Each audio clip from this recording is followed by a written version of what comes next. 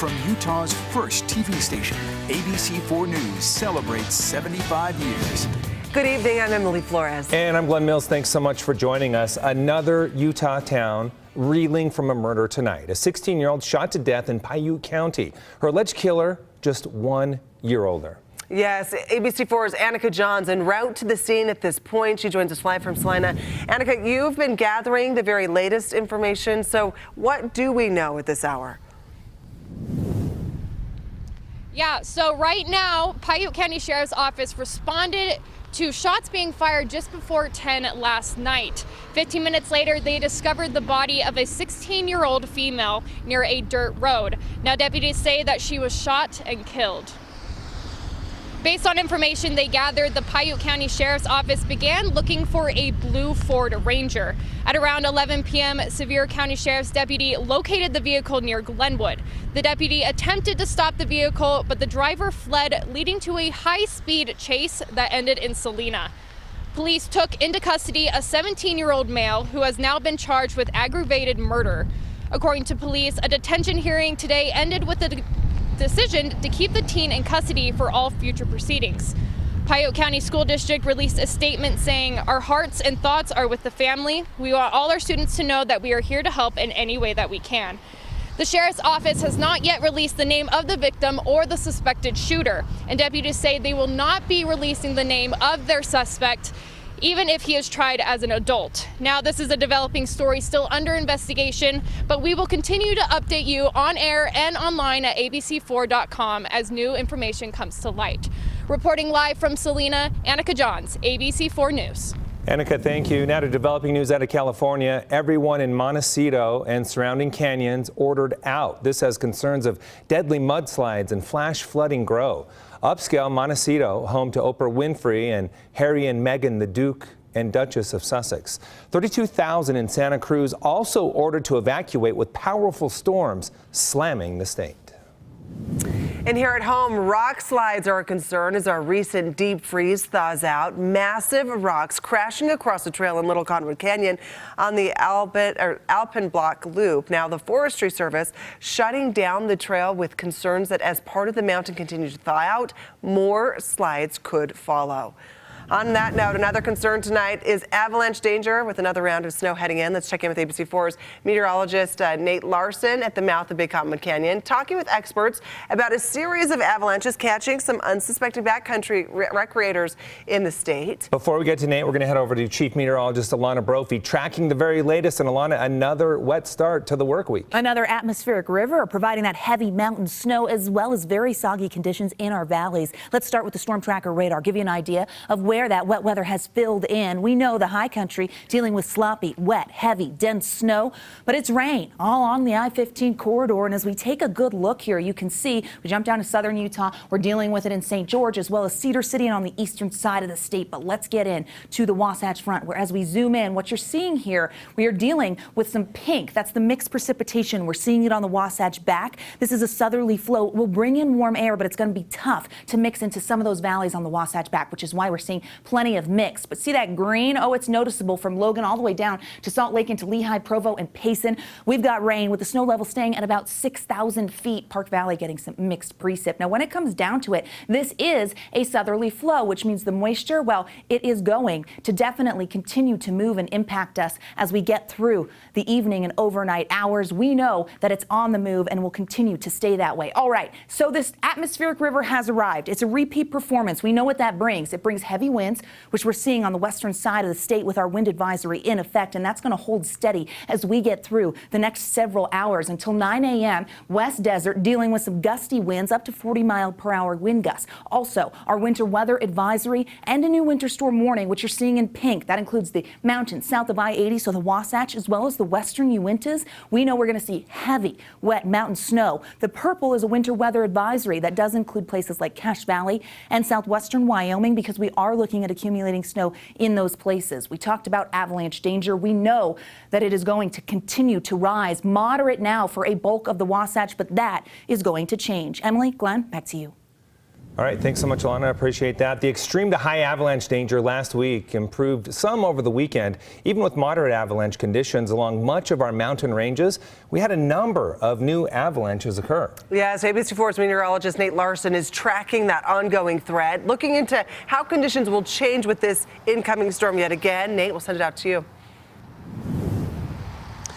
Yeah, guys, even with the rain down here, we know it's snowing up at the higher elevations. We went up to Brighton earlier to speak with Utah Avalanche Center's Craig Gordon to find out how the avalanche conditions have changed since last week when we had the heavy wet snow really spiked those avalanche conditions. So the Wasatch Front, yeah, we had 10 slides at least reported across the state just yesterday. One of the slides, the snowboarder actually had a camera mounted on his helmet. Take a look. Logan, I'm sliding! Logan, I'm sliding! I'm staying on top, but I am sliding. Blake Nielsen was up Big Cottonwood Canyon Sunday along the Argento route when a slab broke loose and carried him down the northwest slope. The avalanche wasn't big, but Blake was lucky that he didn't hit a tree in this case. The snowpack is trending in the right direction. That's the good news. Most of the avalanche danger we're dealing with involves new snow like we saw yesterday. Last week, avalanche conditions were inevitable along portions of northern Utah, with many areas just at moderate risk now. We don't go out if it's really high danger. We listen to your news. In a snow pit, Craig shows us the older layers of snow that were once a concern for deep avalanches that are now maturing. It's getting crushed, and that's changing the structure of the crystals. They're getting stronger, they're getting compacted. When the snowpack was still in its teenage years, it's changed, it's matured, and it's starting to become comfortable in its own skin. A stronger base at the higher elevation means that future avalanches should be smaller and confined to mainly new snowfall. So this nice deep snowpack, I mean, I can hardly even get my hands into this, right? So this is nice and strong and it's cohesive.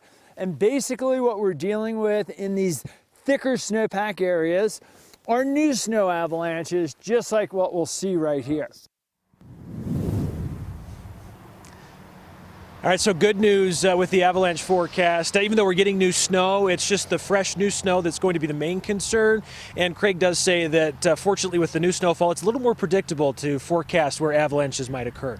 Live from the mouth of Big Cottonwood Canyon, Nate Larson, ABC4 News. All right, Nate, we thank you. In Colorado now, a deadly avalanche for the third weekend in a row there. Yesterday, 2 snowmobilers caught in a snowslide near Mount Epworth, marking the third and fourth avalanche of the season for the state.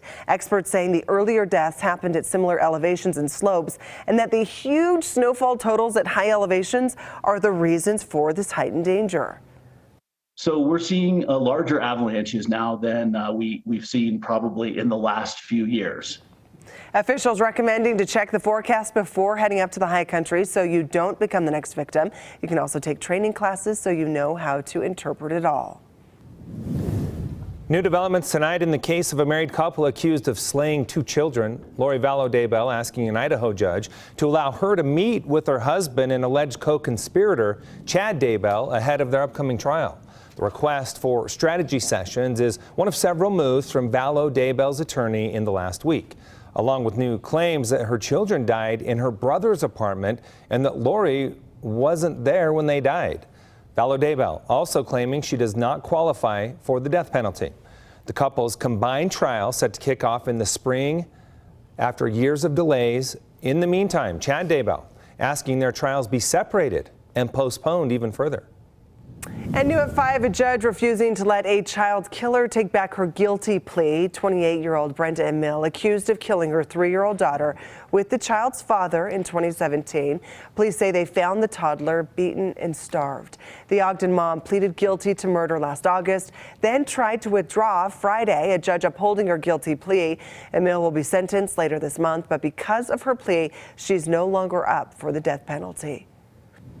And Ogden police launching a new campaign to keep guns out of the hands of the wrong people. The Secure Your Guns campaign, teaching Utahns how to safely store firearms to prevent weapons theft.